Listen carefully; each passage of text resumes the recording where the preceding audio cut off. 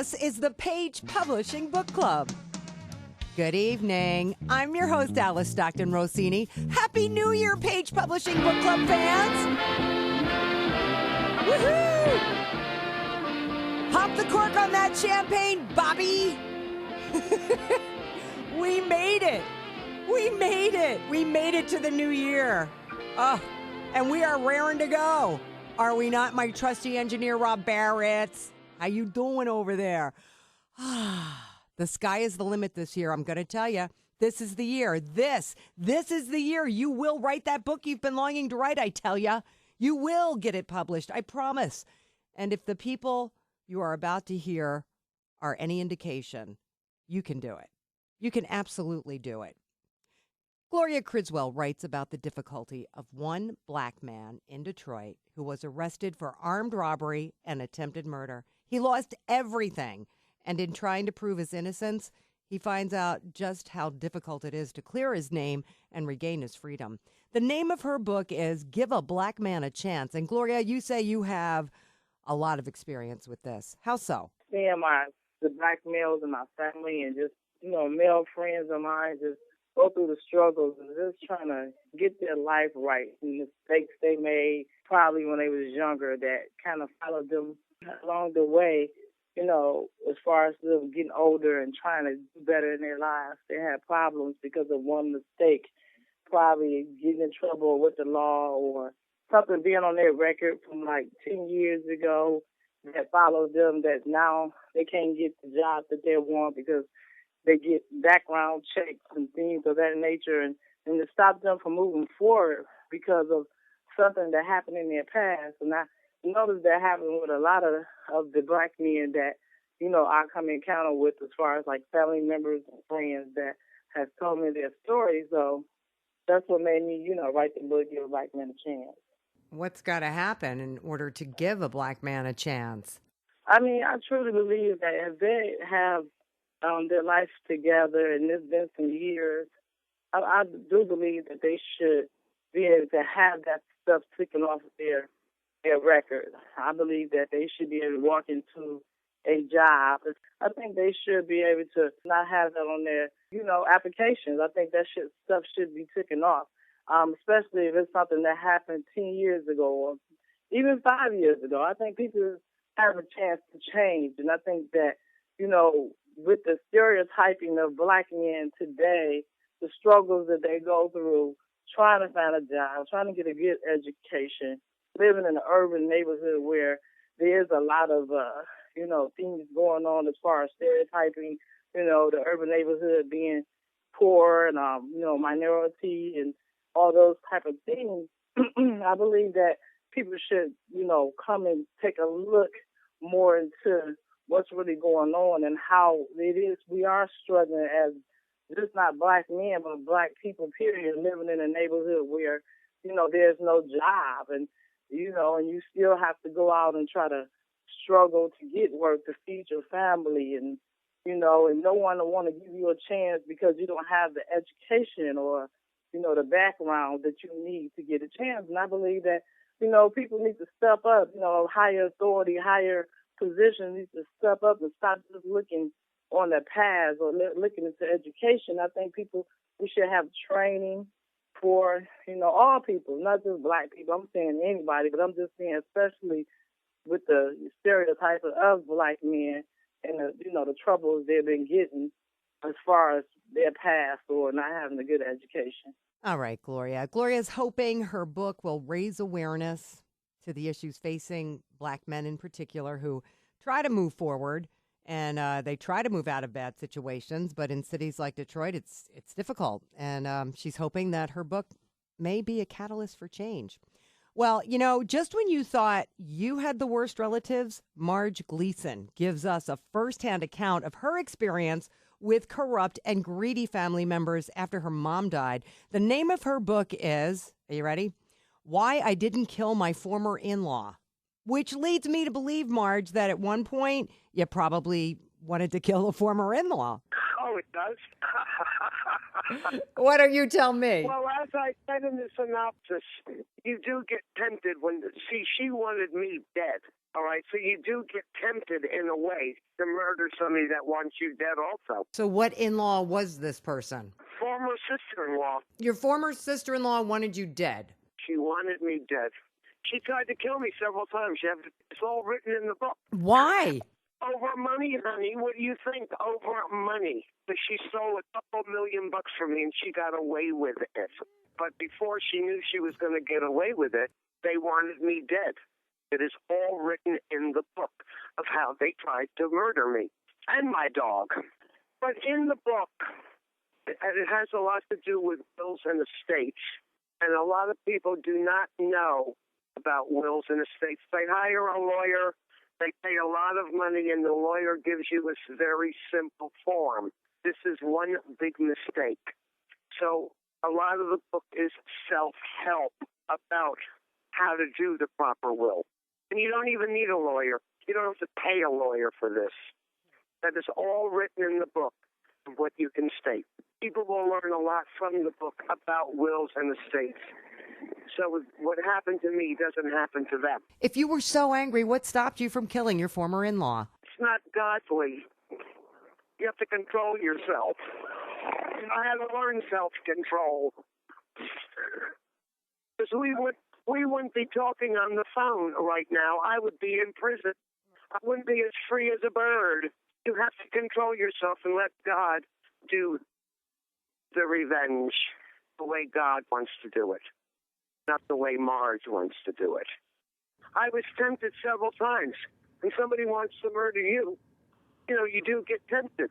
Yeah. But then the Lord comes in and stops you. You don't want it to happen to anyone else. That's why I did the whole thing on wills and estates, how to protect yourself. All so right. it doesn't happen to them. It doesn't happen to somebody else. People just don't know what they can put in a will. They get a will from a lawyer, and it's very simple. And they've got every relative knocking at your door for money from the executor. This is ridiculous. There's just too many money-hungry thieves in this world right now that are coming out of the woodwork. Money is their God. I'm not hungry for money. I'm only hungry for God's love. Can't take it with you. Look what happens. I mean, really. It's true. And you know what? I bet there are a lot of people who have stories about losing a loved one only to watch family members come out of the woods, out of the woodwork, looking for money. And they will do anything to get it. So if you can't think of something to write about, I bet you've got a relative somewhere. Everybody does. All right. I am so excited about our next author. I don't know if you remember Chaz Brimmer, but he wrote Clinton, Not on My Watch. And when I interviewed him the first time, I was like, what? Another book about Hillary Clinton, another Clinton hater. It has nothing to do with Hillary Clinton. It's his first book in a series about the goings-on in Clinton, Iowa. And now he's back with his second book already. It's called Clinton, Not in My Town. How you doing, Chaz? So bring us up to date. Well, Bert Siegel, who is the sheriff of Clinton, Iowa, finds a dead body floating down the river while he's at a wedding. And it starts there and ends up with drug dealers and gun runners and that kind of thing. How many books do you have in this series, Chaz? 2 so far, and the third one I'm working on. And it's always the same sheriff, right? Yeah, it's the same characters, the same sheriff. There's a few new characters in book 2.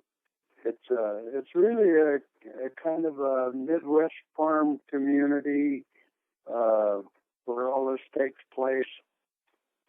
Real fun characters. Everybody in the book is kind of a character. And you have a connection to them, don't you?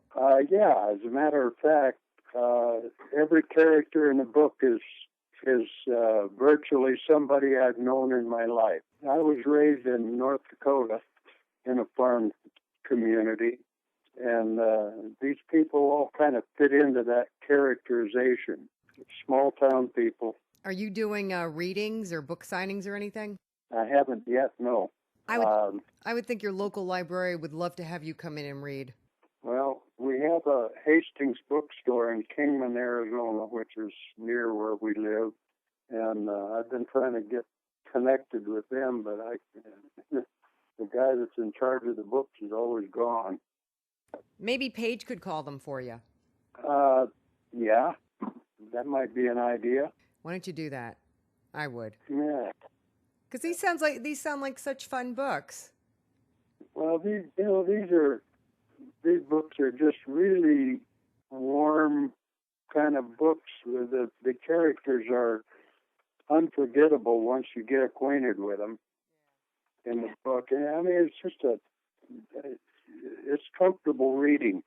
The few people that I have close contact with that have read it they're just waiting for the next book. Yes, it is. It's so great. They just love them. And you've always wanted to write, right? But you had to wait till you retired and everything. Yeah. Yeah. So now you're on a roll, right, Charles? Chaz. Well, yeah. You know, I retired at age 74, and I'm now 78. You didn't waste any time. No, well, you know, sitting on the front porch one day, and I took a pen and started writing on some copy paper, and before you knew it, I had a book written. And now there's two, with a third one on the way. Yeah. Well, good luck, Chaz. I'll be talking to you real soon. Okay, Alice. Tell your friends they'll love it. Well, geez, Chaz, I have to tell my friends about every author I interview. I can't play favorites, But this book sounds like something out of Andy of Mayberry, all of these books that you're writing. And, I just love that Chaz just keeps on churning out the books, if for nothing else, just because he loves doing it. Our next author, Fern Crowley Jones, wanted people to know her mom's story and remember her. It's all in her book entitled An Ozark Mountain Waltz, a book she self-published years back, and she was having trouble getting traction, so she came to Paige. Tell us about your book, Fern. Okay. My mother died from typhoid fever when I was 10 months old, and my maternal grandmother in Colorado took me home, and when I was a preteen, we had a flood, and it flooded the cellar, and she pulled a trunk out, and it had my mother's things in it. And it included a box of letters that my mother had written back to Colorado during the Depression when they were in Arkansas.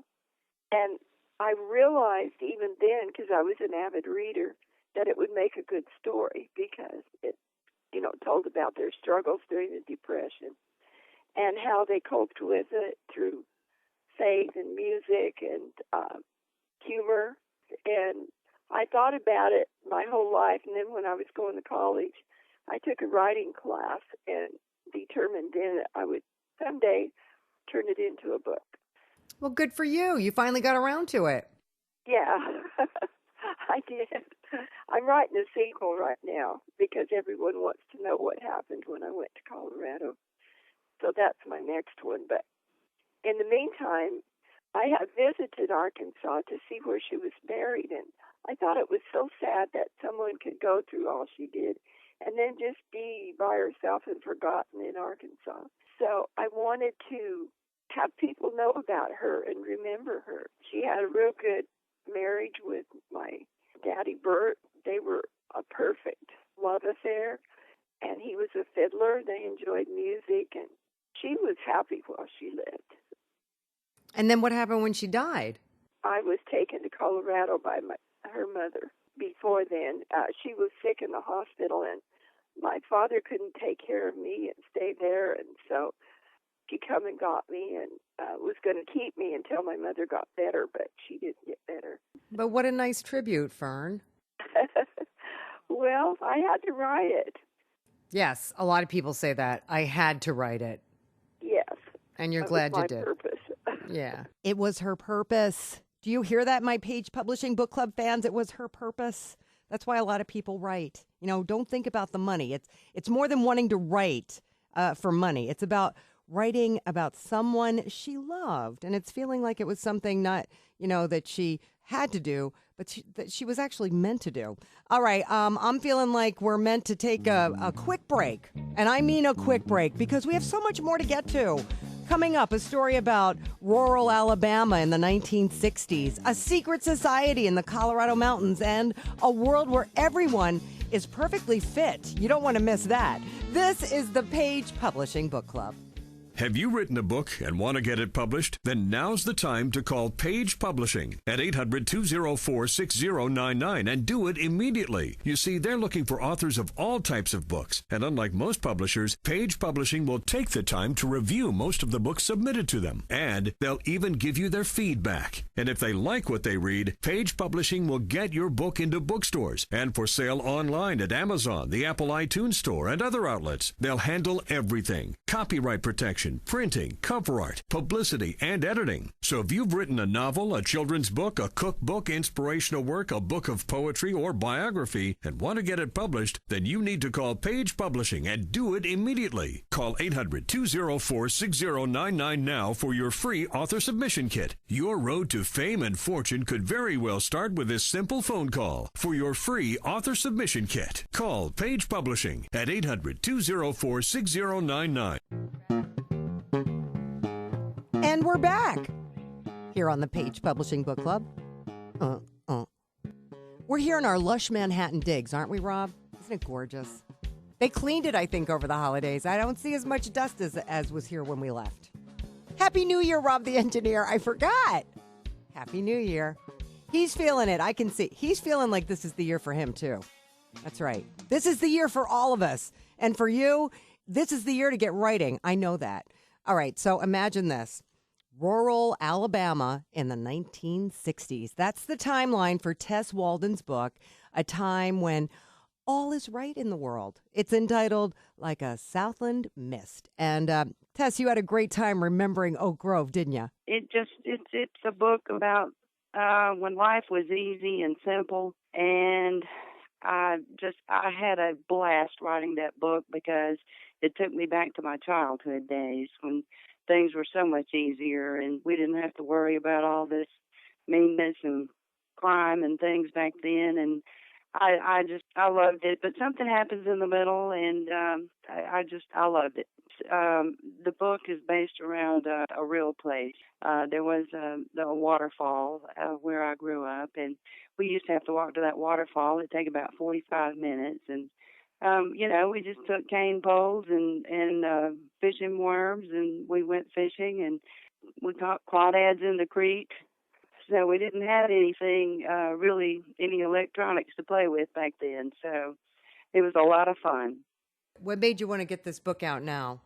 Well, I was watching TV. I was watching the news, and it was just so terrible, everything. And I just turned off the TV, and I went back to when I was a kid, and I thought, my gosh, everything was so much easier then. And then I thought about the waterfall, and I thought, I think I'm just going to write a book about how things used to be, how good things really used to be. And so I just started writing the book. Do you think things really were that great? It just seems like every generation says, when I was growing up, it was so much simpler. It was so much easier, Yeah, I really do. We used to could leave, and leave our doors unlocked. And we didn't have to worry about things. Little girls could run off with the little boys. We didn't have to worry about anything. Everybody played together. The neighborhood, they come together as a community. Your book is a little escapism. And yes, it's for general audience. Are you doing any book signings or? Well, I just had a book signing at the Comer Museum here in Sylacauga, where I live. How'd you make out? Well, it was a lot of fun. We met a lot of people, and we did pretty good. It was very good. I'm hoping that someone will come across this book and say, we could make a movie out of that. Because I wrote it as if I were watching it on TV. And I wrote it exactly the way we talk here and the way we talk then. I don't think I put a G on anything those kids said. So they said nothing and aunt and reckon because, that's the way we talk here. So I think that a lot of people would enjoy the book. It's about the South, and a lot of people get interested in that, and it involves the children, and there's some humor in the book. Everyone who has read the book said they absolutely loved it. All right, Tess, you've got a great title anyway. I do. I like this title, Like a Southland Mist. Good luck. H. Elizabeth Ray started writing a book in high school about a secret society buried deep inside a Colorado mountain where a guy named Luke and his brothers lived. Now, almost 5 years later, she's published her story, and it's called Open Eyes. So tell me, what happens in this secret society? There are people who are trained to keep the balance of the world behind the nation's backs. Like, the nations of the world don't know that they exist, but they do small things here and there just to kind of tilt the tables and keep one nation from growing too large or too powerful over the other nation. But the problem exists when certain people within their own group decide that they don't agree with the morals or the principles of the group anymore and split off and start fighting each other. So the villain aspect is themselves. They're fighting their neighbors, their friends, just people that they've known their entire lives that have just decided to go away from the traditional view of things. And some of the kids that lived there were kidnapped and held prisoner by a group of people who wore cloaks and hoods and kept their faces hidden. Part of the uniform of they're called by like the American people that might have heard of them. They're always been a myth. They're called Watchers, and all of the Watchers, their uniform is hoods. So when it's talking about the hoods, it's actually talking about all of the different people. However, the people that have sort of split away from the traditional view of things, they have been kidnapping children and hiding them in another location. And so when Brian is found by that nation, Luke has no idea who he is. So Brian wakes up and claims that he's been kidnapped, and he's been kidnapped by Luke's people. Luke has no idea what he's talking about because he's always been agreeing with the traditional view of things. There's no idea that there's even been a split taking place around him. What are you hoping for this book? What do you want people to get out of this? Well, in the book itself, I have put in little places as you read along the book of this focus is mainly towards teens and young adults, and I put in different places where their situations are relatable to people just in everyday life. There's different things like unplanned pregnancies, and there's stuff like suicides or attempted suicides and stuff like that, where people can relate to these events as well. I think the main thing that I'm wanting to get across is that you're not alone. There are people like you that are in situations that need help. Even like there's situations might be more extreme, but these are still issues that people face. And also that it's kind of an illustration of how a person can go from what is good to transitioning to something that is evil, and it's a slow progression over time, and how a person needs to be careful that they don't fall into these little traps and slowly turn into something they would find to be horrible. All right, H. Elizabeth Ray, going from good to evil without even realizing it's happening. Very scary.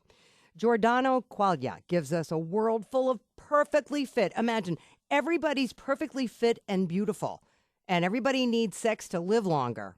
Huh? What do you think? Hey, sounds good to me, right? They clash with other worlds in this book entitled Earth Elite's War Book. So I'm guessing, Giordano, you're a big sci-fi guy. I do. Since I was a little kid. And I'm Brazilian. So in Brazil, I watch Star Trek and Star Wars and all those things. And read Stanley Kubrick and Isaac Asimov.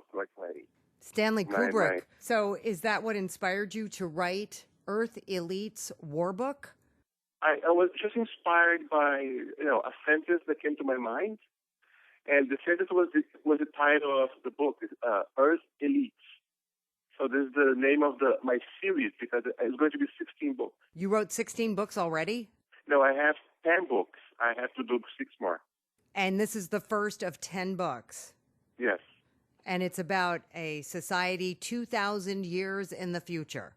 Yes, there's the Earth Society, which is called Solars, and the other society, which is one of those 2 alien civilizations who the humans found. And they have a treaty lasting 1,000 years with one and 400 years with the other.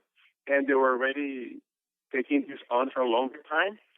But suddenly there was this war because there are needs of resources for terraforming. And the Onis, then, the aliens, they start the war because they need this, because they breathe iodine. They're also humanoids. And this is the backbone of the story. But then I have heroes on humans, heroes on the Onis side. And I create a savior. The Onis are like a Roman revival. So they have gladiators and slaves. And the humans want to emancipate the slaves from the other side, because we are in a gold age set, and the Onis are in this evolving situation, in this civilization. So I developed all this. I think I have like 300 characters going on around. How did you keep track of 300 characters? I have a side book where I put everything, descriptions, because I had to create 3 languages. One is called Frala, which is for the humans. The other is called Avudi for the aliens. And the aliens have, because they're older, so they have some other ancient languages. So I have Avudi, I have Naresh, and I have Yad. And so I have those languages. I have to make a glossary on the side. So I have 215 pages for side notes and definitions and the names of characters and who they are, how old they are, how they look like. I don't have to go back and forth just to keep up. 300 characters, 3 languages, and 16 books. Giordano, that is unbelievable. Ambitious, to say the least, especially for a first-time author. I guess I'm thinking I'll be talking to you at least 15 more times before all those books are published. And by the looks of Mr. Clock, it's about time for me and Rob to get out of here. Thank you so much for stopping by tonight. Hope you heard something that made you think, hey, I can write a book too. It's the new year. Maybe I should do it. Maybe I can do it. Yeah, that's what I want you to think. We're going to be back next week for another edition of the Page Publishing Book Club. Same time, same place, 710 WOR. Have a great week.